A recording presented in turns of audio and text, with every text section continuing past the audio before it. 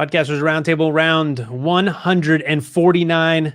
Dave, we're one away from 150. Means nothing, but it's a cool number. Do you trust this podcast? Okay, we're going to talk about trusts and podcasts. It's one of the stories, but let's meet today's, depends on where you're at. Let's meet the roundtable. Dave Jackson, co-host, welcome back. Yeah, Dave Jackson from the School of Podcasting.com. Very cool. And how have you been, Dave? I haven't seen you for a little while. People won't know that if this is in the feed, but if you follow this. I'm working on, if I get enough, I haven't had a haircut since February. Oh. So I'm kind of working on this like whole Moses look, maybe a man bun. How long is in that? my future? Do you have a pony? Can you make that into a ponytail? Okay, it's a man. Maybe. It's It's weird. close. All right, this is all the reason to literally, go. my hair has not been this long since I was 15. All right, well, you want to see 15-year-old Dave, go to youtube.com/podcasters roundtable. Always check us out live or the archive, which is more likely, but most of you are probably just listening. So, I mean, that is a good reason. You should check out Dave's hair.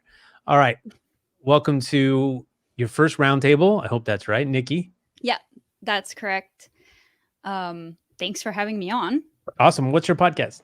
My podcast is called Stories Your Granny Never Told. I interview old people about their lives, their unexpected life stories. It's not boring. It's super awesome. Like, I clicked into one Ooh. for a little bit to listen, and there was a woman, and I mean, I forget what he was talking about, but it just struck me almost immediately. I was like, this is such a good idea. Like, it was such a good idea. What's your website? It's storiesyourgrannynevertold.com. Easy. Nice. Yeah, you'll enjoy. I think people will enjoy some of those. It's interesting, right? Because it is a niche, but it's really broad. Everyone has a grandmother. Everyone has a grandma. But it's also unique. Like, it's not, and I think it's really open to almost anyone because they're just stories, but they're from a perspective that I don't think gets enough attention, right? So very cool. And people some people don't like listening to old people's stories, but I picked like the cool ones. Yeah. And they're also, they throw you a curveball. I remember sitting with my grandma, and of course, in true grandma fashion, she's watching PBS, and there was this really old grainy thing came on, and I was like, and she goes, I remember when that happened. I was a teenager, and I was like, what? And my grandma blurts out, well, honey, I was born in 1899, and I was like, it's like, what? Yeah, so the amount I'll of have to check it out. You've seen. Awesome. Yeah. All right, and also another new roundtable. A table full of new roundtablers is always the best roundtable. Elzie, welcome. Thank you so much for having me, guys. Well, first of all, I do not have the Dave Jackson problems, as you can see. So I'm not worried about the length of my hair at all. And I hope to be an old person one day. So maybe when I get to that point, I can come on Nikki's podcast. Yeah. What is your What's podcast? your podcast? My podcast is called Enterprise Now. And what's funny is I'm kind of transitioning that and moving that over to two new shows. So Podcast Town Summit and Podcast Town Throwdown. I'm sorry. Cool. No, so if you're not watching, there's a large cat, right? And who also wants to tell us about his or her podcast. Yet. Yeah. Not yet. I'm working on it. So Dave's cat would love to listen to that podcast. That's right. Just purring. You could, that's some ASMR stuff. That purring, you just like an hour of purring. Let's not get into that. What is Podcast Talent Throwdown? The name has me intrigued. Podcast Town Throwdown is getting right to the nitty gritty, talking with other podcasters around three things. How are you growing as a podcaster? How do you grow your audience? And how do you grow your return on investment? Sounds useful. All right. There's a fun game in the chat, and I'm going to bring this up. It's just Samson I think he's going around the roundtable and guessing our microphones. So he's got SM7B, that'd be me, RE320, that'd be Dave, PodMic, and he has question marks. We can't see. We see a phone. I'm guessing ATR 2100. Elzie sounds great. It doesn't. You Don't say keep us Is it a USB or XLR? This is a USB. It's the like cheap Sony one. Sony? Samsung? Wait. Nope, Sony. Is it one of the ones we talk about all the time?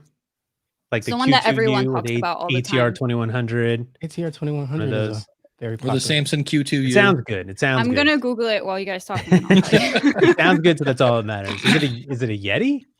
No, it's It is Sony. like a base one. Yeah. Okay. Sounds good. My sound designer friend recommended I get it. So Nice. Well, your answer is coming, Samson. And what's up, Jason? Also in the chat. All right, let's find some stories. What am I talking about when I ask you if you trust the Roundtable? I don't know. I mean, we're going to talk about. Well, we got Nikki doing multiple duty here. She's I'm checking out multitasking. I got it though. her gear and do it. stories. Cool. What is this podcasting more trustworthy? More. I can't read, so don't trust anything I say. More trustworthy than Ruined it. traditional media. So this actually was based on getting your news from podcasting, but I thought it was cool to see it on a lot of different fronts, in the sense that when you listen to people, depending if it's like a daily show every day or every month or whatever, they kind of become your friends, even though it's a little creepy, like, but you feel like you know them. And so you'll tend to trust things that they say. And simultaneously, in a time of sort of not trusting our own politics in the US, without getting too political, because I don't want you to get hate mail. Some people are turning to podcasts not for their main source of information, but sort of explaining what's going on. Especially that's what happened in the beginning of COVID, where everyone was scrambling to just be like, what's happening? I need more information. And so this article goes over how like 46% of people say that they find some podcasts more trustworthy than some news sources, and how they'll go there for their information. Yeah, I think that, you've got a couple elements. And the one you already pointed out is that you listen to this person or these people every week, sometimes daily, and they become part of your life. And whether they are trustworthy or not is different than how you feel about it, right? And so it they're becomes also someone you just trust. people too. I mean, okay, Yeah. you've got the NPRs of the world where it's actually Right. research, but sometimes it's just Joe Schmo. Right. So it could be dangerous. So it's great to have the trust, but at the same time, there's probably a lot of bad information, a lot of good and a lot of bad information, right? So some of that requires some critical thinking, like who is the actual host. I work on a show about viruses and COVID, and it has exploded in popularity. Mm-hmm. But they're all working or teaching virologists. I mean, they are the source, right? So they're very trustworthy, and they've become that way. And then, in contrast to traditional media, another thing that podcasts,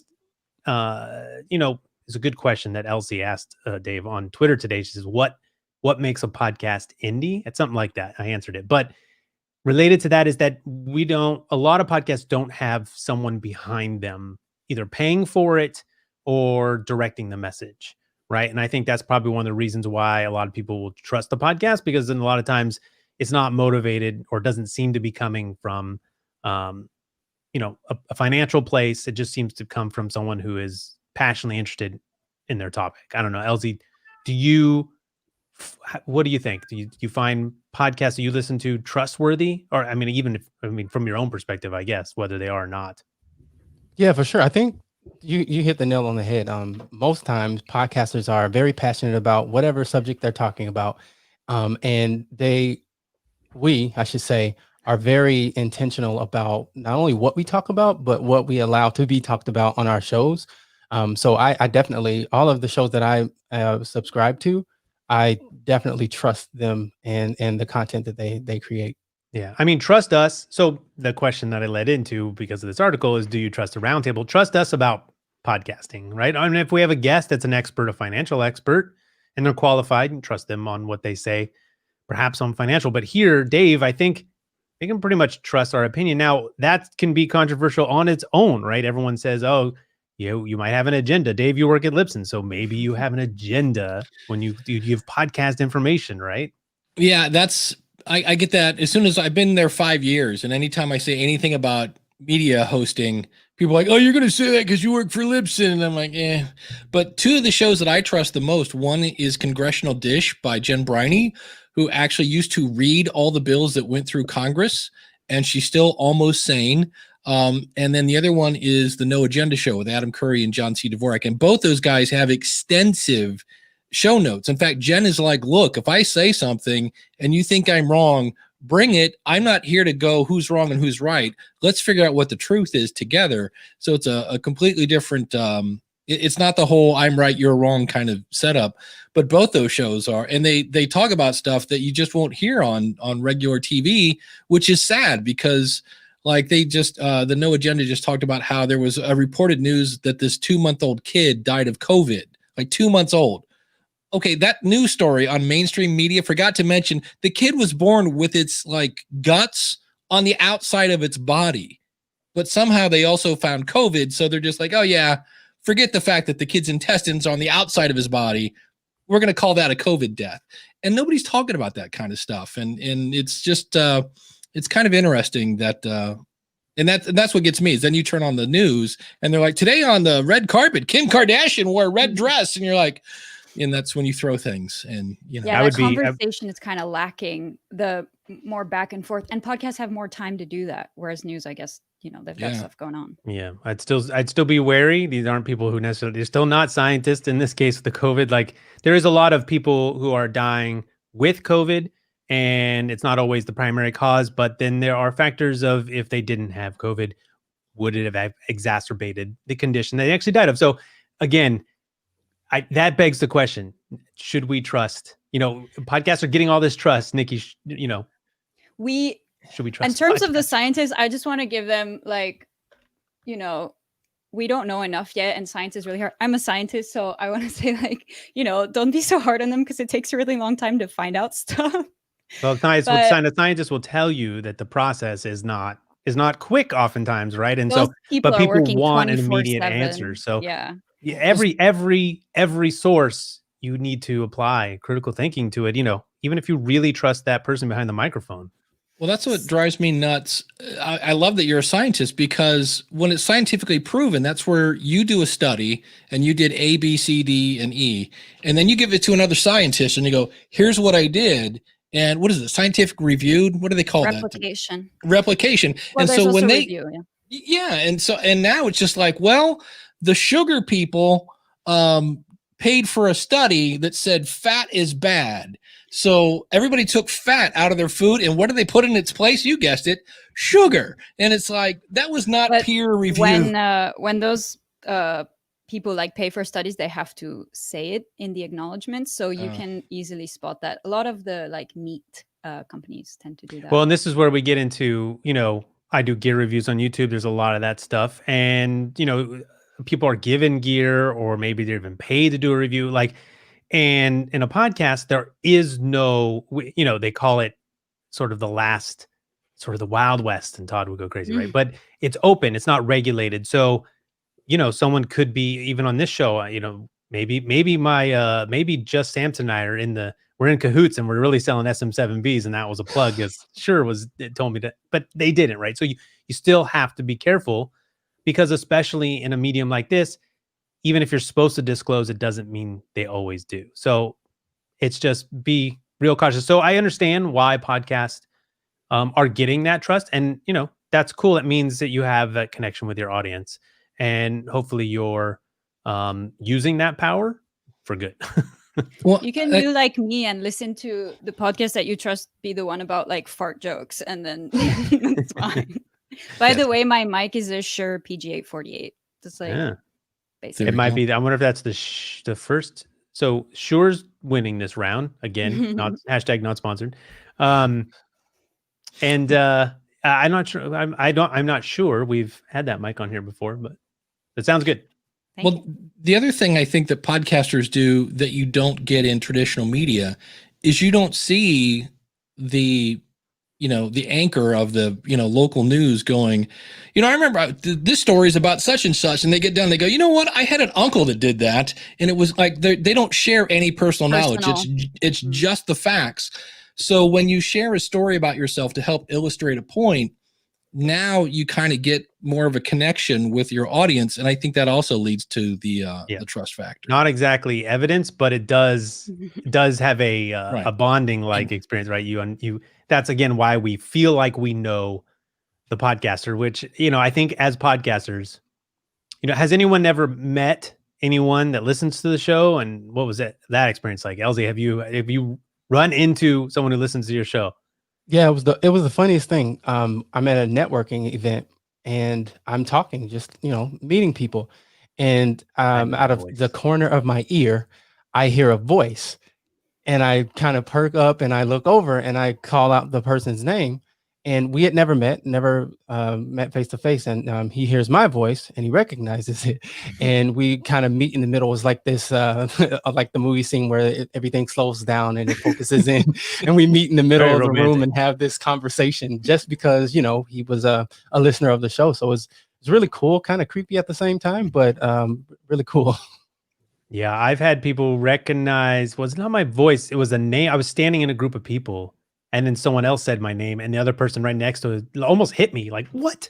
I know you. And it's like they knew me, but it must have been an audio thing because they didn't know what I looked like, but they certainly knew my name. So, and it is a very weird moment. It's very cool because when is that ever going to happen? That is about as close as you're going to get to being, a celebrity and spotted. So it's a great feeling. And then instantly it's this person knows me a lot better than I know them. So it's a little out there. Nikki, have you ever had I interaction with explicitly listeners? try not to tell like my coworkers that I have a podcast because Nice. it's like I'm scared. I don't want that. But no, my podcast is pretty fresh. So and also like I don't meet people these days because you have to go outside for that Right. and go into like social circumstances, which I'm trying to avoid. So I've had someone write in who was 87, I think, and who said that she was a huge fan and she wanted to be a guest on my podcast. So that was really fun. And she was the latest episode, actually. Oh, very cool. So it worked. She got on the episode. She was really interesting. Nice. That's awesome. All right. Al, anything else? I think we covered that. I mean, I don't think it Well, there's one thing I want to add to that. Yep. It takes time to gain somebody's trust. Right. It takes 1 second to lose it. Yeah. Oh, yeah. And if you don't believe me, have one of your children lie to you and see how long it takes you to stop second guessing everything they say. It takes a while. When I was married, my stepson pulled a doozy of a lie. And for like about a month and a half, we're like going, do you think he's really at the such and such? So don't blow it. Don't sell out. Don't hold up, don't start going, this Blue Yeti is the best microphone. Like if I did that right now, people would be like, that's it. I'm done. Hashtag not sponsored. They would definitely know something was up. Yeah, there's something wrong with me. You might get a second chance because you've been there so long, but they'd be like, Dave, what is going on? So it is a fine line. It's hard to do because, not everyone's going to agree with everything you say. So also maybe careful how much you internalize bad feedback. In your right? life in general. Well, there's a thing on Apple Plus TV. I think it's Oprah, and it's people like Spike Lee and all these people, and they're reading letters that they got from their audience, and it's an amazing thing. And the whole thing is like, this is one person that started this, and it influences all those people. I had a guy once, he was a client of mine, and he bought a Rodecaster Pro, but he already had like a Zoom H6 and a bunch of other stuff. And I'm like, well, out of curiosity, like, why did you buy the Rodecaster? Because you're kind of sad. And he goes, oh, you said it was cool. Yeah. And I was like, oh, I gotta, all right. It's like, hold on, this thing's loaded. I gotta be careful with what I say. I had a person buy everything I made a video about. And I said, hey, you got to stop that. First of all, your significant other is going to come after me because he's like, keep it quiet. I bought this other thing. I'm like, no, I don't. Second of all, my channel is to expose you to this stuff. It's not necessarily saying, go get this. It's a review. Do I like it? What's it sound like? Right. So I guess that applies here too. Like anything you're getting from any one podcast, you should go get some additional evidence for whatever that person is saying. Second or hold on. opinions are important. Yeah. Never take a piece of gear that Dave and I are reviewing and then just buy it because of that. Go find out what Daniel thinks, Dave thinks, I think, you know what I mean? People we don't know. Check out all the reviews. That's really, I hope, how a lot of those type of reviews are handled. It's to gather a bunch of evidence and then make a conclusion. So yeah, or just ask the person why. Why do you think that? And have them explain it. Also, yeah, and then it really comes back to, I always tell people to contact me because it always comes down to that situation that Dave, what you just said. It's like, what do you have and why do you think you need it? Because you don't. Turns out you already have what you need, right? I mean, Nikki, USB microphone. I mean, you have a solo podcast. Like, there's literally no reason to go out and buy any more gear. I was supposed to do an interview podcast where I went on location, but I can't Oh. talk to old people now. Oh yeah, yeah, especially right. Very different. Yeah, I have a Zoom H4n in the box sitting, brand new. Nice. Well, you'll be able to get out there someday. It'll be a Eventually. distant memory. One last thing I wanted to add Yeah. is that there are a lot of very good fact-based podcasts, and I think you can tell because they're well vetted and they haven't screwed up yet, and they're into their X number of episodes. There's some people that put so much work into their scientific podcast that like they do also deserve some praise, I think. Yeah. Yeah. Check your sources. Double All right. check. What Elzie, what do we have? We have podcasts on Amazon Music. What's this about? Besides the obvious. Well, I think for me, it's fascinating to see where podcasting has come from and where it's going, with players like Amazon entering the space, people like Spotify just buying up everything. Right. I mean, Michelle Obama has a podcast. So I think Amazon getting into the podcast game sort of speaks to the potential of the medium and kind of the craziness that is podcasting, right?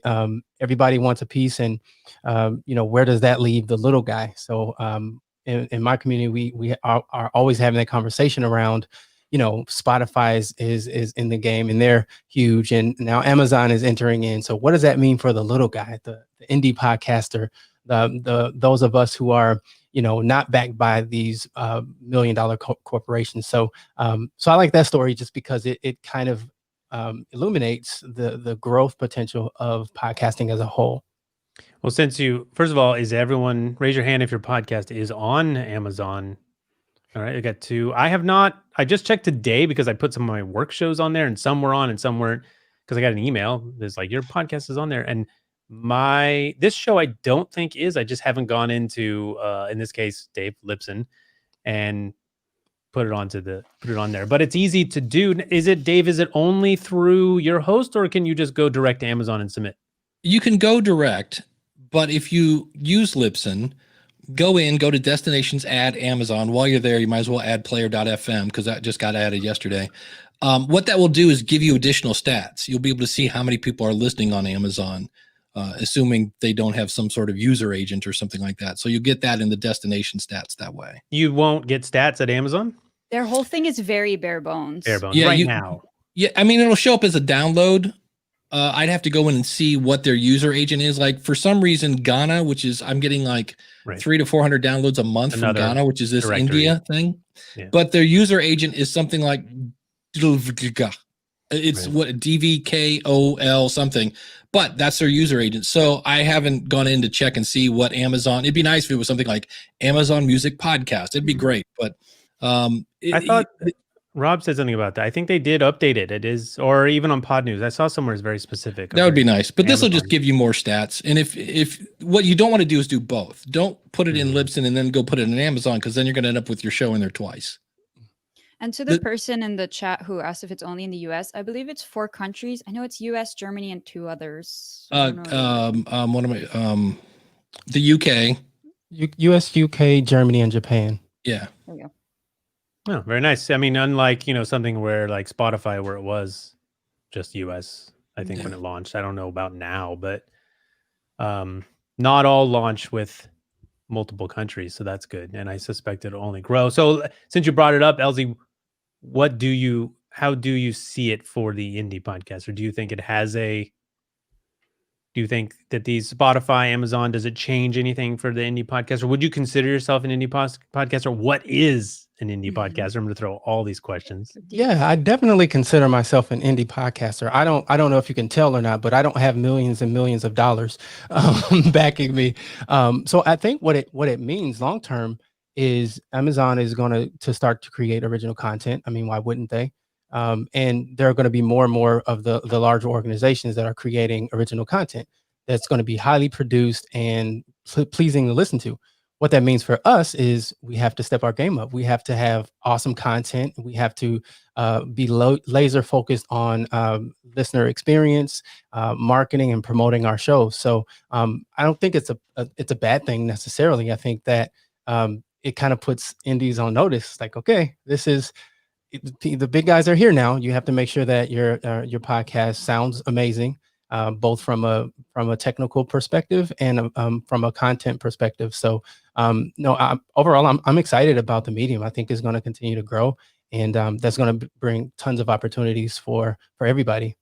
Yeah, I think the main takeaway that we usually arrive at, Dave, is that it is more exposure for podcasting, right? We have another major brand saying, and because it's new, they're going to promote the heck out of podcasting, right? So it just grows the medium, right? And so there's a lot of talk about Spotify, and then they're probably going to monetize if they haven't already on top of your podcast. And an indie podcaster is really going to get probably cut out of that process. You're not going to get anything. I mean, this happens sort of like on Stitcher where they give ads, and we kind of come down to, well, we get exposure, and there's a line there, right? Like where does it become taking advantage of the indie podcaster, and where does it become something that is advantageous to them? And I think you have to make that decision for your own show. Nikki, would you consider yourself an indie podcaster, and then why? Well, I think indie, like in music, means you're independent artist, so no one's funding you, backing you. In that case, it's no label. In our case, yeah. I did see answer this question that I was mentioning that Elzie Escobar asked on Twitter today about kind of what makes an indie podcast indie. I said no financial backing, and a lot of people were replying networks, but a network is not necessarily, to me, you could have a network of indie podcasters, right? Yeah.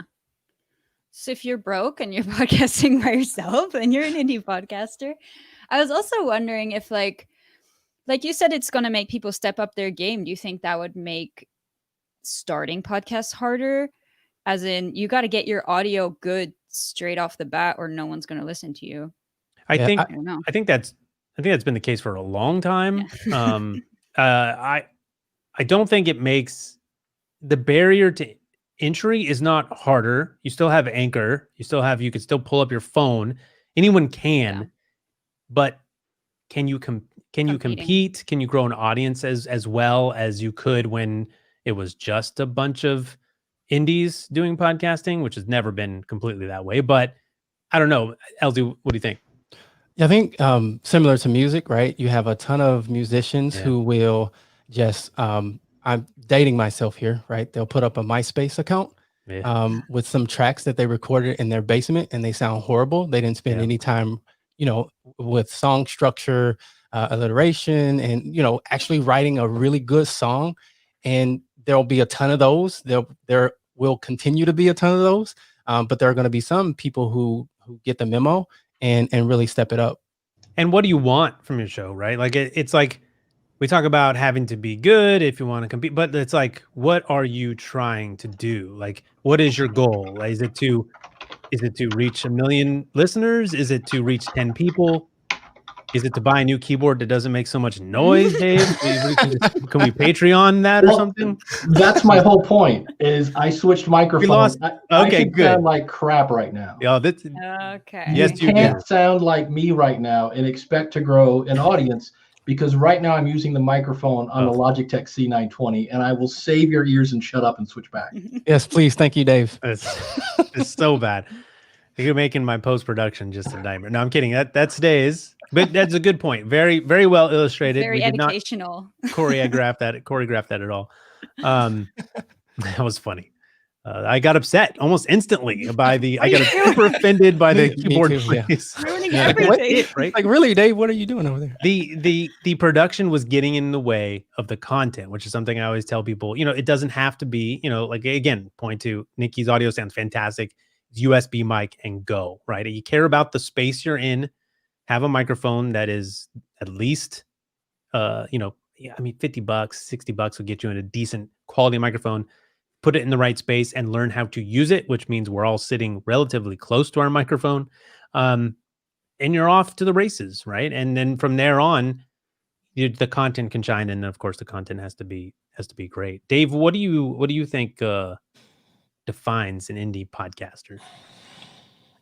I think there are a couple of things. When I don't get done and go, the director of music was Jim Swanson, the co-director of music was, that drives me. When there's 19 people at the end of the show, that's pretty much a good clue that you're not an indie podcast. I think you guys hit it on the head when it's, because there are people that are quote indies, but they still have a staff. So I think that has a lot to do it with. I'm trying to think of something like, I guess a Wondery podcast would not be an indie podcast because they have somebody behind them, and it's a whole different mindset over there. They run those podcasts very much like a movie studio. You pitch them an idea and you go, I want to do this show. I want to do the show where I talk to old people about their interesting stories. And they go, I don't know. Can we get Depends as a sponsor? I don't know. We need to figure out how can we make money with that. And now that's with me. I have no inside knowledge. I'm just but from what I've seen, and if they go, yeah, we think we can do this for, $9,000 an episode, let's do it, And so that to me is a non-indie show. Yeah. Where we'll go. Go ahead. Who was it, Elzie? No, that was not me. Oh, sorry. It was me. It's my job. That's what I do. Interrupt. I gave that example. My own example of being financially backed is even problematic because I mentioned the show that I work on that is covering COVID from the virology perspective. And so it's This Week in Virology, by the way. But it, I do another show in that network that I edit. My organization will pay the hosting. So it does have like some financial backing, has an editor, but I would still 100% call it indie because it is started by one host who sort of grassroots went out and found other hosts, and they're not being paid to do the show. So makes me even. So I had this thought as we were talking about it. That's why I interrupted, because if I don't mention it, it's just gone. But I was thinking, if your host goes away, does the show go with it? That feels more indie to me, because a lot of like a Wondery show, these big NPR show, they will put another host in the seat. Now that has its own issues where it's like, can a show change host? This is Alice in Chains. When your lead singer dies, can you just put a new like this is every band, right? Like replacing the lead singer is almost, it becomes a different band. But I think if the host goes away, because in most cases, most indie podcasts, if the host is done, the show is done. It is pod faded a lot of times. The host goes away and the show just never comes back. Whereas I think if there's a more corporate entity behind it, they will keep the show going, certainly if it's doing well and getting ad revenue. So it makes me feel like even the financial thing is not, there's too many factors. It was a good question because I think it's so nuanced that it's hard to define with any just one definition. Yeah, and you can make like a lot of money off of Patreon if you're really lucky, and yes, that doesn't mean you're I not did say, indie. I said excluding crowdfunding. I did put that in parentheses in mine because yes, 100%, because indie podcasters crowdfund. I mean, Patreon and whatever platform you're using is huge for a lot of podcasters. So yeah, your audience doesn't count because it's definitely, you, like you said, Nikki, you could make a lot of money, and a lot of indie podcasts have turned into, I mean, I think a lot of indie podcasts have turned, because of crowdfunding, have turned into professional podcasts, in that person is now making a living. And wouldn't we all kind of love to do that? Yeah. Like the goal of maybe if you're not making a living from your podcast, but you would like to, you're indie until that point, no matter what's happening. There's no dissing indie or not indie, as long as your show's good. I mean, we're not hipsters here. We don't need like, my podcast is unfunded. I think the indie thing is it's an interesting conversation, just because, like Elzie, what you're kind of saying is, what does this impact of like major corporations getting into podcasting mean for indie? Will they sort of be buried, right? And so you go in Apple Podcasts, there's not a lot of traditional indie podcast featured on the front page. Now we can talk about why that is. Is it money? Is it brands? Is it money? Is it production value? Is it that there are so many excellently produced podcasts by major corporations that it's hard to break through? And even as an indie, like, it is really hard to write, edit, produce, do all those things that these amazing storytelling, you know what I'm saying? So like, it's hard to tell, but there is a definite difference, I think, between what most people would consider indie and what someone would consider professional when you go and look at most directories. It might have a lot to do with having a huge network of people. Some people come in with their own like 100 million followers from whatever before, but I feel like Elzie would know about that because that's like your whole thing. Well, and if you go back about 3 months ago, there was a guy named Joe Rogan that was an independent podcaster. Joe didn't have a network. He just had a career that he started back in 1988. Aaron, what's his name from Lore? Yeah. Rinky, something like that. Yeah, I'm blinking, but now he was indie, but again, he worked in the media, so he had people in media. So like, does that count? All right, John Lee Dumas, nothing. That guy was a ex army guy. Took like a year of law school. Was selling real estate, but that's it. I mean, I think again back to the whole. If you're now making a living from your podcast, you've transitioned. You're not in like an indie podcaster typically is not making a living from their podcast. Whereas I don't know that who is making a living from their podcast that you would call indie. I think it's actually a pretty good line of demarcation. Like I'm not going to consider, I mean, Dave, I mean, we could talk, you mentioned No Agenda. They're completely crowdfunded. Right. It is their full-time job. I guess they're kind of indie though, because so again, sans or not withholding crowdfunding, right? So if you're making your money off of advertising or a network is paying you, anything that is not, we could say you're monetizing your audience, but direct income from your audience. Oh man, it's you usually don't make money from your podcast. You make money because of your podcast. Your podcast is not your business. Your podcast is your business card. So that's like me. I mean, if Libsyn fired me tomorrow, I'd be very sad, number one. But I could get by with my podcast. I would eat a lot of ramen noodle. But because I sell a product. Plug for Daniel? But no, I sell a product. I have a membership site. I do consulting. I do a little audio editing. But a lot of people, the podcast is the business. Rogan, you just mentioned, I mean, his podcast before he was a property of Spotify, the podcast was the business. It wasn't a card. It was the thing.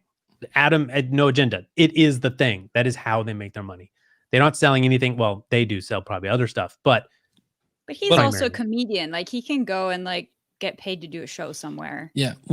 Before Jay Moore decided to become a life coach, don't ask me why, but Jay Moore was a comedian. You might know him from Jerry Maguire. He was an actor. He had a CBS television show.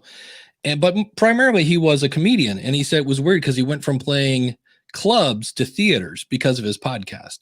So it wasn't direct, although he also had sponsors, but he said it boosted his income because he was selling more tickets at his comedy shows. Well, Nikki brought up, I heard the point, Nikki, that does it count, right? If you brought a large audience to this thing, and this is why we'll never really have too many podcasts, because anyone with a large audience can start a successful podcast because they have the audience already, right? Does it count? But I think, in the case of like a lot of these comedians, Mark Maron and his garage, I mean, a lot of them it's just something they started. They actually didn't go to anyone. They didn't ask. They bought a couple things. They bought a couple pieces of gear and they just started putting it out there, whether they're making a living from it now or not. A lot of times in the beginning, they were not. That feels indie, and maybe it's the sort of pirate radio spirit that podcasting sort of comes from. That it's like, look, I didn't really make much plan or ask anyone, because podcasting allows you to just start one. That feels pretty indie. Whereas, if a company is going to start a podcast, they're not going to. You need a plan. How are we going to gauge success? We're going to check in every quarter. You know what I mean? We're keeping you on the air like a radio show. So I think a large element of indie is, how did it start? Yeah, I don't think podcasting as a medium is mature enough to really have a solid definition. I know, Dave, you're a musician. For example, you have 4 or 5 major record labels. If you're signed to one of those, you're a label artist. Otherwise, you're an indie artist. But you have large independent labels that have, grassroots and kind of grown from the ground up, but they're not considered a major label because they're not associated with one of those 4 or 5 major players. I think podcasting hasn't matured to that place yet. I hope we don't get to that place, but Amazon might be that.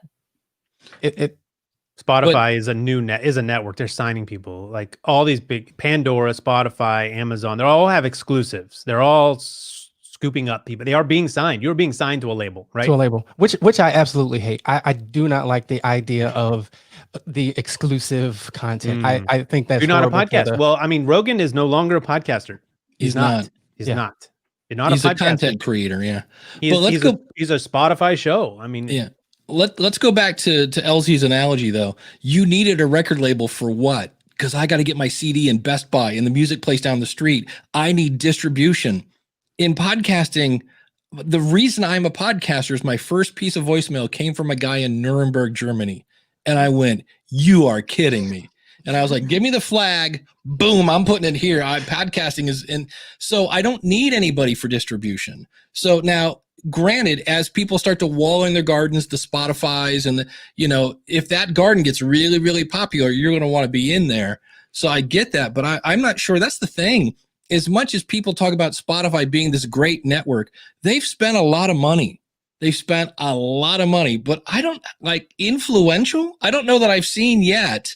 And it's early. It's way early in the game, but I don't see people dropping in droves to go to Spotify to listen to stuff yet. That's the experiment. So I just saw this one article and it was talking about Spotify being this influence. And I'm like, they're influencing people's wallets, a lot of people's wallets. But I'm like, I'll be interested to see, they just had a thing. I just heard Howard Stern talking about, is it Blinky? Some weird indie clip thing that was a TV thing. They like $1 billion went into this thing. They had commercials and they were up for an Emmy, and it's been like $1 billion fail because I can't even remember the name of it. Quibi thing.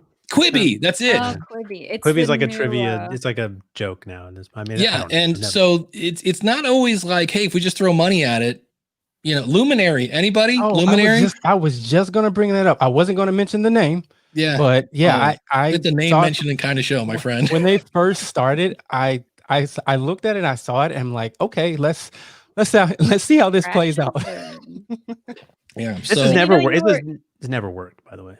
What's up, Nikki? You were saying distribution, and I think it's more visibility because everyone has distribution. Because like you can put your podcast anywhere, you can't guarantee anyone's ever gonna find it. Because like what you put in the keyword like storytelling, how many thousands of podcasts are there? Unless you know enough people who know people and can get you or can get the bingo algorithm to put you up on the front page. Yeah, which is interesting. I think that's the reason, that's the concern that I have long term, right? The iHeart Medias of the world, the NPRs, the big guys who have the money to go and market and promote. The indies you just don't have it, so you're competing with organizations that have enough money or already have the infrastructure. If I'm on iHeartRadio, I have how many thousands of radio shows and stations already. All I have to do is just, promote to my existing audience. The way I see that is that let them they're doing your marketing for you. Like let them get the users in, because most people's entry point to podcasting, probably the majority, if you ask them, is like a serial, something PR big that got a lot of promotion, right? Because someone told them about it, whether it was an ad or another person or whatever. But at some point, if they're in, then they're in the directory, then they go looking for other stuff or stuff that they like that's very specific to them. And that's where you're going to pop up. Hopefully you're niche enough to capture the interest of that individual person who has also that interest, right? So get as many people in as possible. And then, on almost zero budget, hopefully they discover you because you're making episodes that have amazing content about, whatever. I mean, podcasts about podcasting, right? There's quite a few of them, but there's not a ton of active ones. And so people will get their way to, I'm not going to go out and do a major campaign, but I'm hoping once they get in and, there is those questions, I hope that what we don't see, we talk about discovery all the time. And YouTube is great for this because any kind of creator can easily be right in front of somebody, even if they came in from like a Joe Rogan clip that had 3 million views. YouTube shows you other stuff because the problem is that they know you, right? So it's a walled garden. They know your likes, but Apple knows you. Apple will, if you're the old school directory, iTunes would tell you other people who listen to this. So I'm hoping we see that more in podcast apps, that again, those people who have been brought in by one of those major labels will then be will be unearthed. The independent has a chance to then capture that audience by being very niche and specific. And as you're saying, it's good to have those as a hook because they do speak to a lot of people. Obviously, that's what they're for. But they're limited. They limit themselves by being in this box. Like NPR, they can't, they can't say silly things. They have to be serious. And so people are going to be like, I kind of like this, but I want like a more lighthearted show that's not so like super overproduced. And that's where you go towards the more indie stuff. Yeah. And the other what do you problem mean by that. What's that? What does she mean by that? What do you mean we can't be funny? I'm funny. I'm silly right now. Impression. Yeah, exactly. Roundtable. But Well, the thing that's interesting about iHeart, I don't listen to the radio a lot, but if I'm going to be in the car for like 2 minutes, I'll turn on the radio. And I'm here to tell you, whatever station is on, I hear either a commercial for iHeart, and they're not plugging the afternoon DJ. Listen to, whoever, Binky and the Wiz at 3 to 6. They're plugging a podcast on iHeart Radio, number 1 for podcasting. And I'm like, I wonder what chart you're using. And if I'm on some other one, it's CBS Radio. Hey, take the fan with you with the, radio.com app. And I'm like, which is owned by CBS. And it's like, and they're plugging podcasts, and I was like, well, yay, more of that, please. Feel free to tell people to listen to podcasts. I want them to do that. So there's another huge downside to being those podcasts that are signed. They're like a TV show that needs millions of views to stay on the air, right? They now have to answer to people who are financing all of that stuff. So, whereas an indie podcaster, it's like, well, no one's taking this from me. I burn out, and like I said, if the host goes, the show goes. But you don't need, it does. Listeners, I think we can certainly agree that the amount of listeners does not define whether a podcast is indie or not. I think a professional podcast could have 20 listeners and be completely professional if they're selling the right product to the right person. But certainly a professional podcast needs to have a certain amount of listeners, because at that point they're probably financed by ads. We talk a lot. I'm like how, an ad model is not a model for indie podcasters who have smaller audiences or are not trying to get massive audience. It does not tend to work out. Obviously there are models that can work in advertising, but so there is good and bad side to being on, both the indie or the professional side. There was when Gimlet was new, it seemed like everything they put out was just gangbusters. And then all of a sudden, like the 6th show, and I forget the name of it, but they had a female host and they let the show go. And I don't think they let her have the podcast. It was kind of like, we paid for it. And there was a big stink about that. And she went to Twitter and was just not happy. And it was like, and even though that show was successful compared to, the typical person that's getting, 600 downloads per episode, and they were getting thousands. They're like, yeah, but we spent, $15,000 an episode. We're making $8,000 an episode. We're losing money, even though we have a gazillion people listening. And guess what? We paid for that content. It's ours. Read the contract. Yeah, the show's not yours. And, one of the original beauties of podcasting is, again, that you don't have to ask anyone to start a show and no one can take it from you. Mm-hmm. Not true for every podcaster now. We could find another story. I think we've gotten through 2 and almost burned our hour. So that's classic Roundtable. I love it. I mean, we literally, I think, spent the majority of time talking about that indie thing, which was a lot of fun. That's what I hope from the Roundtable. I had fun talking about that. But let's look at pop-up podcast studio in Vienna. Nikki, yeah, what is so this? That article's in German. So yes, I noticed, because when I went to read it, I was like, I guess I'm not reading this. Yeah, one. There's a thing called Google Translate that you can I try. Well, sometimes the translate button's on there. I just didn't have time to like. No, I speak German, so. I'm jealous because. No, this was just like I saw it and I was like, this is cool. So what they did is the Courier, which is a newspaper there, they set up a little studio, but a very fancy, with like velvet walls and stuff inside a little cafe in Vienna. And they had, celebrities come in or people walking off the street and talk about like politics and things like that. And they live streamed it to the cafe, and then they had it as a podcast as well. I think that still counts as a podcast. I don't know. And I just think like that's a fun that's a fun concept. Like, I don't expect it to bloom across the world, but I'd do that for a day. I wonder what were they trying to do? Was it for, like, you said they were streaming it into like a bar or something, or a cafe? Yeah. So was it the cafe doing it sort So of as the doubles? people who set it up, their newspaper. So it was to, on the same time, bring people into the cafe because they had celebrities in there and things like that. And on the other hand, just have like, I think they launched a new podcast for their newspaper. So it was like kind of a little stunt. Promotional thing, yeah. And they were mainly talking about politics because I think Austria's got elections coming up.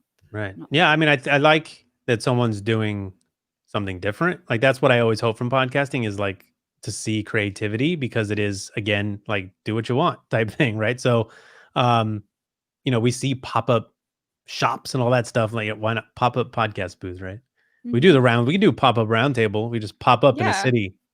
Just bring like a folding table and then get people off the street. You know what? You know, how many, how many, if we did that, let's just go to Philadelphia, just plop down right there in the midtown. And how long do you think it would take to find a podcaster, like, in the group? Like, would 100 people have to pass by? Because I bet I don't feel like this is hard to do anymore. I feel like within a day, we could easily put together a roundtable in any major city. and I bet what you would find is people go, great. Oh, I'm a podcaster. And you're like, great. Right. Where can I find your podcast? You know what they're going to say? Yeah, YouTube. Yeah. Which it might be true. Your podcast might be on YouTube, but yes, we would need you have to fill out a questionnaire. Actually, we'll just pull up Apple Podcasts. Are you in there? Yeah. Oh, man, now with the Zoom P4 thing, I just don't think it would take long to find like 2 or 3 podcast hosts in a group of thousands of people. Like, they might even come easier because they're more used to the microphones, and otherwise you'd only get like crazies who would be like, I want to tell you my opinion about microchips. Oh yeah, you're gonna have to show me. You're gonna need like a podcast with 50 episodes. That's the vetting process. Sit down. That also makes me think that podcasters, it's funny to get podcasters together. I think this format works really well, but podcasters love to talk, right? So that's hard to manage sometimes. On other shows where I've been interviewed before, it's kind of like, yeah, people really just are used to their one-on-one thing, and it's a skill, right? It's an interviewing skill. I fail all the time. That's how you find them. It's like a magnet. You just point a microphone at most people and they'll be like, and all of a sudden the podcaster's like, I'll take that. I have an opinion to share with you.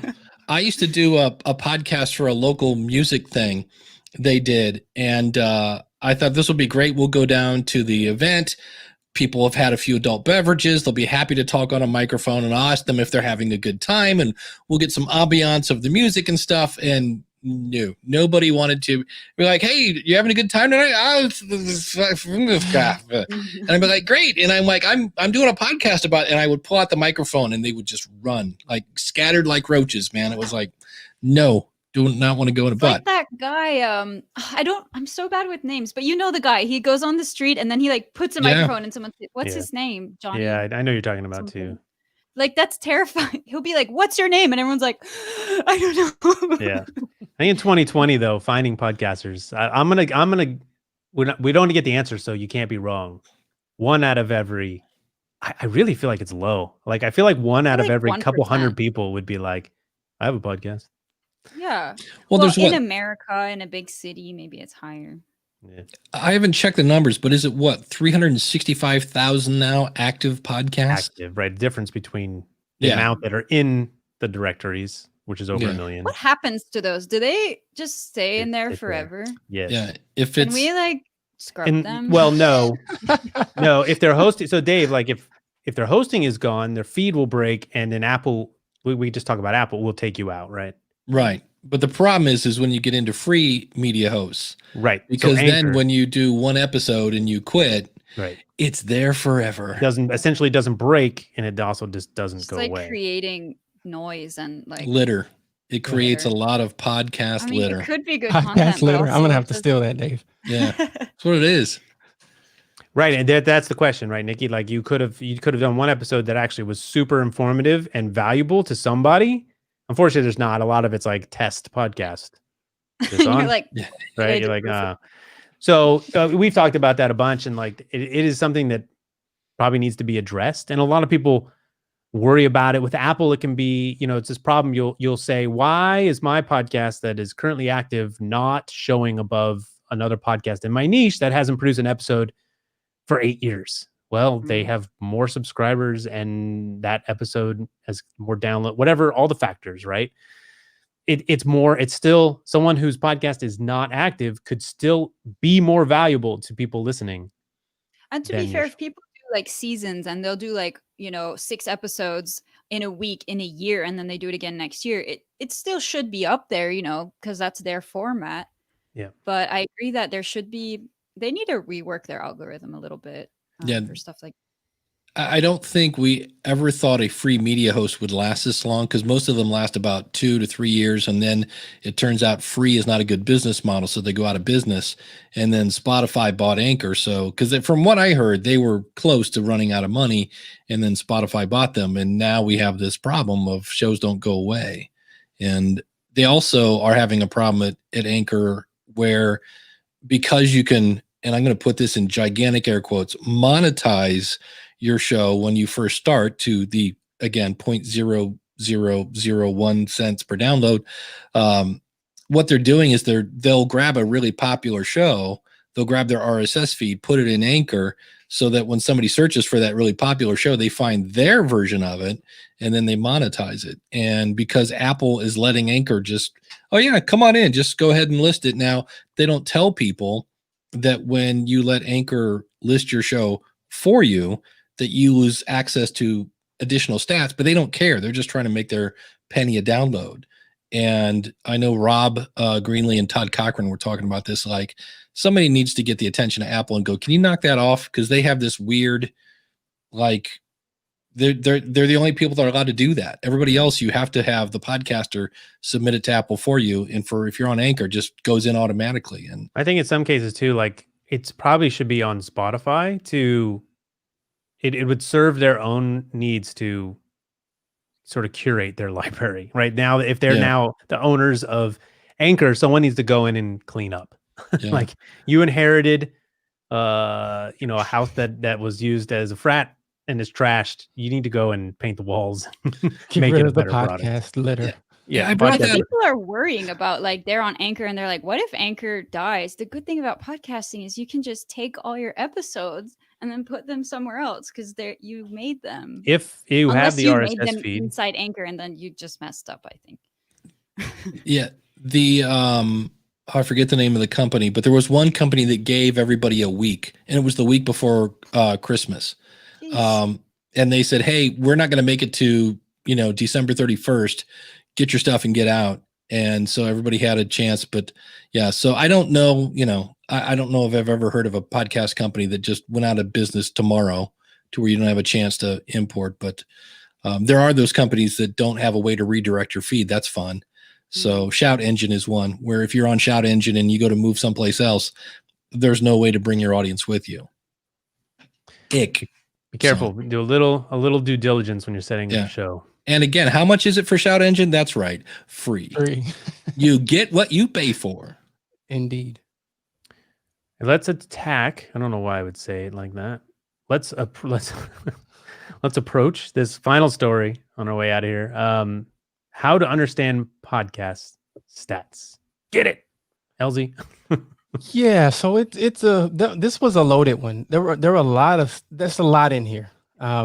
If people look at this, I mean, it talks about subscriber numbers, it talks about downloads versus streams, it talks about analytics. So it's a really good article just about downloads in general, what that means, how to interpret them. And I found it to be really informative. I enjoyed reading it. Was this written by Cridlin? Because it sounds very technical, and so it makes me think that James, who runs Pod News, might have written it. It was. You nailed it. Yeah. It has James is, like Daniel. If it gets deep and technical, I'm thinking, which is good, right? And it has a hallmark. But so you said knowing your number can help grow your show, which was the main takeaway. Maybe you got from this article. Yes. And how is that the case? Or what Well, was I saying about think not necessarily knowing your number as in terms of how big it is, but really just analyzing your numbers and understanding, I've noticed when I do this, my Mhm. numbers do this, or I've noticed when I do this, my numbers do that. You mean And then downloads? download streams, depending on what Right. host Generic. you are. We use the term generic download stat, Yeah, but whatever your your stat is showing your you. stats. Yeah. Yeah. So I thought it's a good way to identify things that work and identify things that don't work. I always tell people, when you do things that work, keep doing it. When you're doing things that don't work, stop, please. So I think again, it's a really good way to kind of guide and inform the content. Yeah. I And like I mean, this article because I'm a big stats nerd. nice. Well, the one that I see people always do, first of all, if anybody quotes monthly stats to you, just say thank you so much and walk away, because monthly stats they sound great, right? To go, I had 32,000 downloads last month. Ooh, wow. And then you find out that they did 32,000 episodes and you're like, wait a minute, that's not that good. So daily, weekly, and monthly stats include your entire episode. I just did a video for this for the School of Podcasting, and I happened to be doing the video and I looked, and my first podcast from 15 years ago got 4 downloads on that day. Okay. So monthly stats are not, it's how many downloads. Typically people quote 30 days have per episode. So, but I was listening to a podcast the other day about this, how to get, a gazillion downloads in your first extremely short a period of time kind of thing. And the guy's like, yes, I get blah, blah, blah downloads per month. And I'm like, and stop, because it's just like, no, it's the one that most people talk about. And part of me wonders how much of that issue is the place they're getting their stats. Like even Libsyn, it would be ideal to me that I think the host system, like a Libsyn dashboard, should maybe point out some of that to you, right? It would be nice, whether it's just like a hover over thing and saying this stat, it could be, I don't know. Some of that education, I think, from the host would be fantastic. Just saying, Dave. Yeah, I think that's part of it too. In the article, they talk about Iab certification and how to kind of know that the stats that you're getting are accurate, right? Which is all a part of it, right? You want to know that your stats are accurate and that you can depend on them and trust them in order to inform your content creating decisions. I can't remember the last time I looked at stats, so it's something we tend to focus on early on. And again, it all goes to your goals. My goal is to actually just get another roundtable out, because that doesn't always happen every 2 weeks. Success. But Nikki, do you look at your stats? Okay, so Yes, first question: how long you been podcasting? I started in March, but not because of the pandemic. I actually had planned it for like months, and then I got screwed. I have a really big spreadsheet that's color coded. Oh, that's right. You love that. I You're have a a scientist, scientist. so it makes sense. So I like to go into each of the different carriers, so like Spotify, iTunes, whatever, and then pull in their stats and make my own little graphs. Nice. So yeah, I look at my stats. Do you report those to yourself? Like, you have a meeting? Yeah. That'd be great. Like, I'd be this like, is all, "Oh, it's growing this sit down. We're gonna have to talk about this. Also, I have a monthly podcast, so I don't have to worry about monthly stats because it's episode stats. Oh. Yeah, and the thing I'm wondering is, yeah, you can say, oh, you did something really good and you should do that again. A lot of people also say, I have no idea what I did. Some rando clicked on my show, mentioned me on their Instagram. I don't know who it is. And I just got a bump of like 500 people. Or for some reason, I have this one episode. My show is like growing every month. One episode I have, no one likes it. It's a great episode. I don't know why. Maybe the title's too long. And honestly, once I have enough episodes, I'm gonna run a statistical program to see if title length, just for fun, makes a difference. But like, yeah, sometimes it's just random, or you can't really find out. Yeah, it can be hard to tell. And sometimes it's if you write a really good headline, I've seen that, that like triple people's. I was laughing because when I did this video, my top downloaded episode is like episode 51, and the title is "This Headset Sounds Like Ass." That's the name of the episode. Yeah, and I was like, I don't know if because it has the word ass in it that somehow I'm getting more downloads from that or what, but it's all the porn bots that are that's it. Everybody's just going to town on that. So, well, and so that's, when that happens, now we have, Apple go look at your retention, right? So that's important, because that can help you help tell you if it was the title that drew in people, right? Because if it's just they start it and there's massive drop off, right? YouTube is great at this because you can really see where people back up and how long they stay, and you can see that in your Apple's at Apple. What is it? Apple Podcast Connect.apple.com. Connect. Totally blanking, but you can also see that very important. Yeah, you can also see that in Google Podcasts and I think in Spotify, if I remember right, and Stitcher. Stitcher gives you kind of a generic one, but you made me go look at my most popular one, and it's called "You Run Out of Face Before You Run Out of Makeup," and it's a 87-year-old drag queen. Oh, wow. I did see that one. Yeah, that was fun. Wow.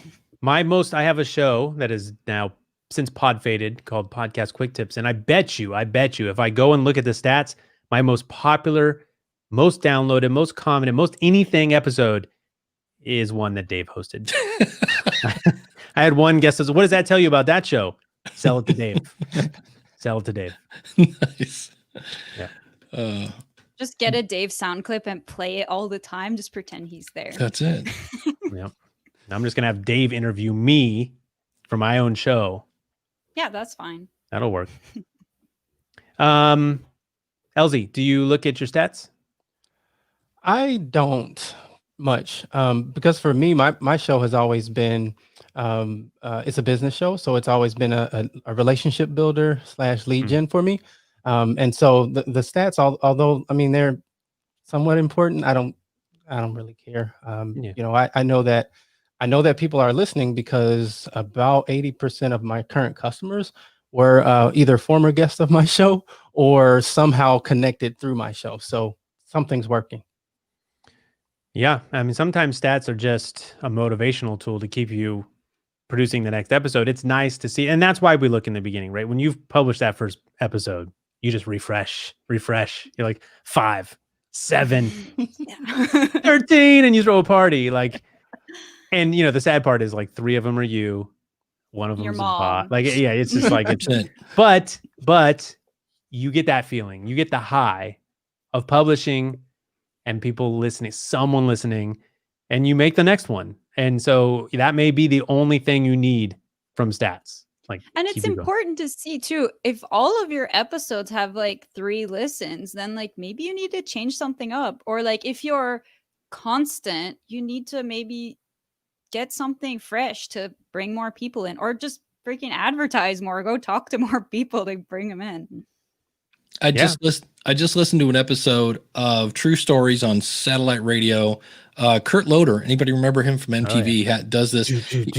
Yeah, he's interviewing Ron Howard. So Ron Howard's had a few hits, in the movie biz, and he says every one of his movies he screens them and then asks the audience questions to make sure it's connecting with his audience. And I was like, and yet I can't get podcasters to understand that maybe you want to get somebody besides mom to listen to your show.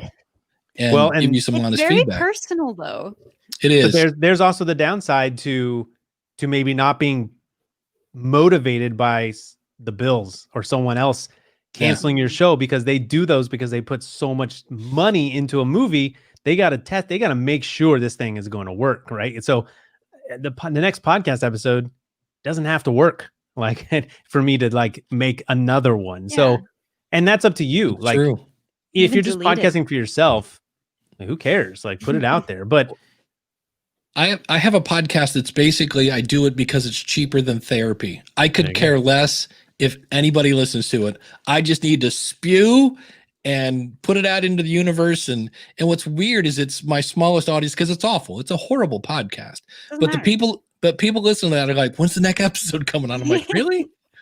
Okay. So, and then you have a record that you can eventually send your therapist. Yes, exactly. Listen to episode 87. You'll understand exactly what's going on. Yeah. For all the titles idea. My mother-in-law. Yeah. That's a great idea.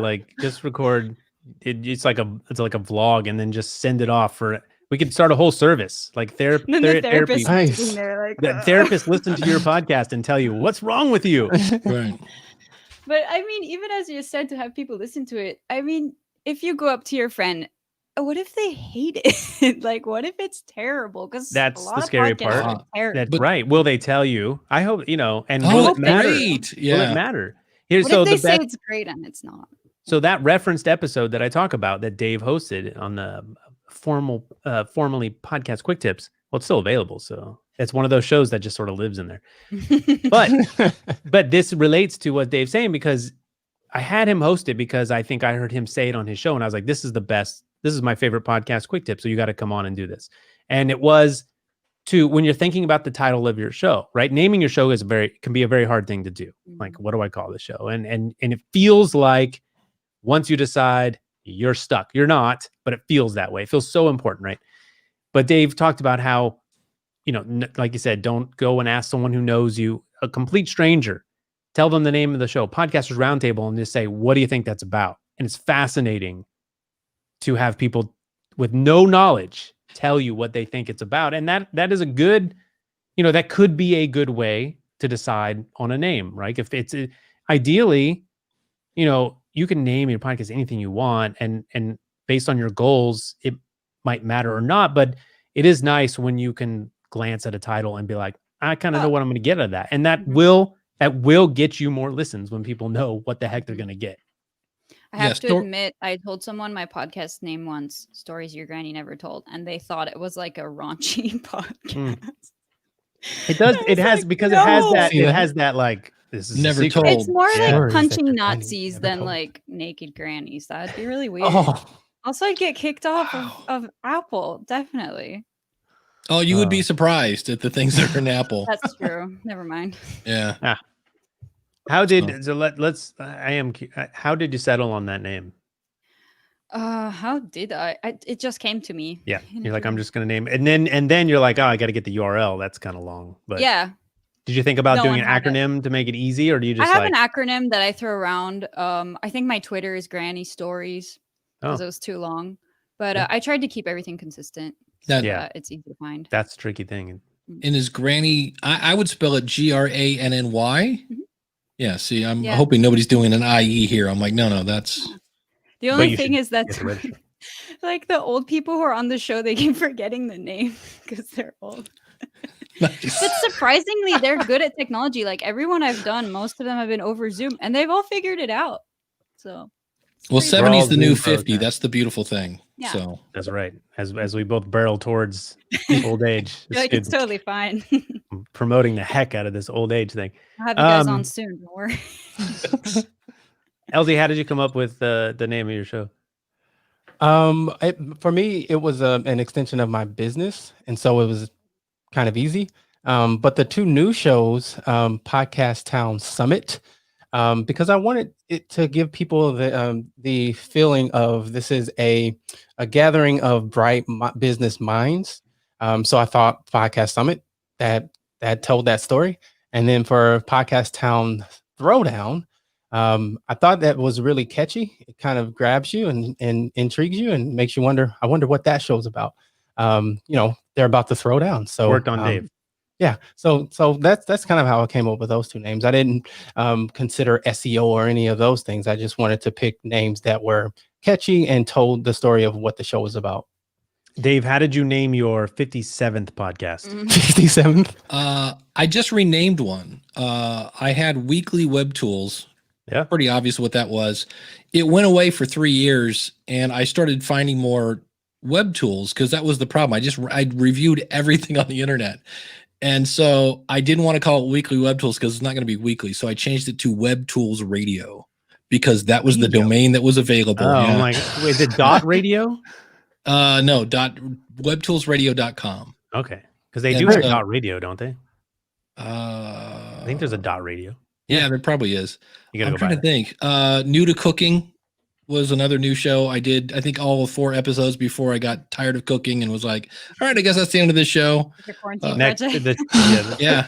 done I with did the- cooking is .com is the next show. Yeah. I had Akron podcast. That was very creative. And I started it and realized that I could care less about my hometown of Akron, Ohio. And thought I would do in-person interviews. And then, yeah, that was the end of that. And it turns out if you do a news show, most of the news is really depressing, especially when it's like, well, let's see how many people died today. Mhm. So, in fact, I'm getting ready to put out an episode that says, I'll be back in 2021. I'm done with that one for now. Right. All right. Well, we can't let you tell us how you named all 107. Right, so we'll exactly. just tell you. Then back to in say Elzie, though. 2012, yeah.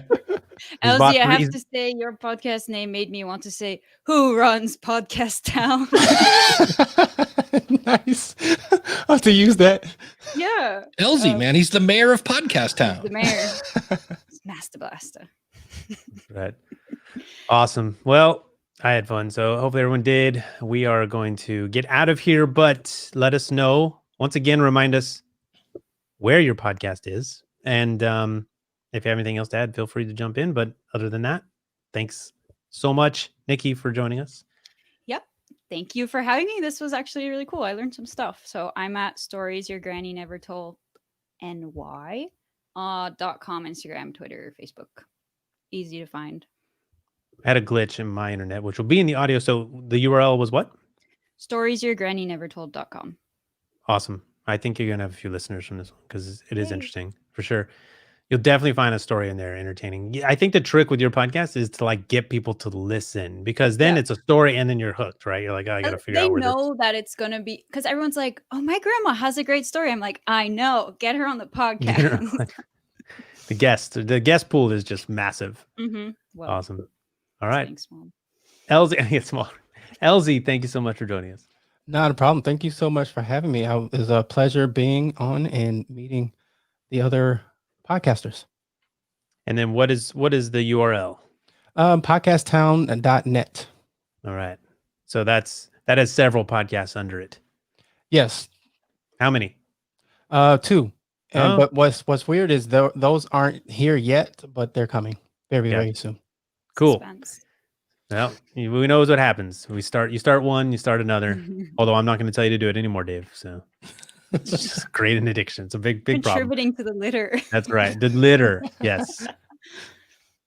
We'll pay you $1,000 a litter. All right. That's Anchor's new slogan, by the way. All right. Can Money's in the mail. Can What, I plug Dave? my website, please? No. Oh man. All right. Because Dave I'm Jackson. going to plug a different one because it comes out Monday. Oh. Profitfromyourpodcast.com. The book from Dave Jackson. So Congrats. check it out. Congrats. That is cool. I mean, like Dave, am I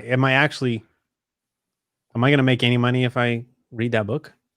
You can. There's some really good, because it's not theory. It's I interviewed this person. Here's what they're doing to make money. Here's what they did that was a complete waste of time. So I interviewed probably 70 different people.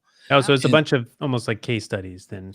Yeah, it didn't start out that way, but the more I just put it out to my audience, I'm like, if you are making a dime with your podcast, I want to talk to you. And so I got some really interesting stories and things that I was like, ooh, I've never thought of it that way. I want to tease the And- book a bit for you. What is the strangest way someone's making money from the podcast, or Oh boy. most effective? Most effective thing that I was like, that's genius, is Mark from Beyond Bourbon Street. And what he did is he put his sponsors into his private Facebook group, and then it was time for their contract to come back up. And he's like, hey, how many people, the sponsors, Two Chicks Walking, he's like, how many people have gone on a Two Chicks Walking tour? And like 70 people in his group were like, we have, it was great, it was the best, blah, blah, blah, blah, blah, blah. And he's like, okay, by the way, Two Chicks Walking, it's time to renew your contract. Did you guys want to renew your contract? Yeah. So Smart. that was when I was like, oh, my friend, that's genius right there. But my favorite thing with Mark, and then I'll shut up, is he at first was just referring people to them. It wasn't even official sponsor yet.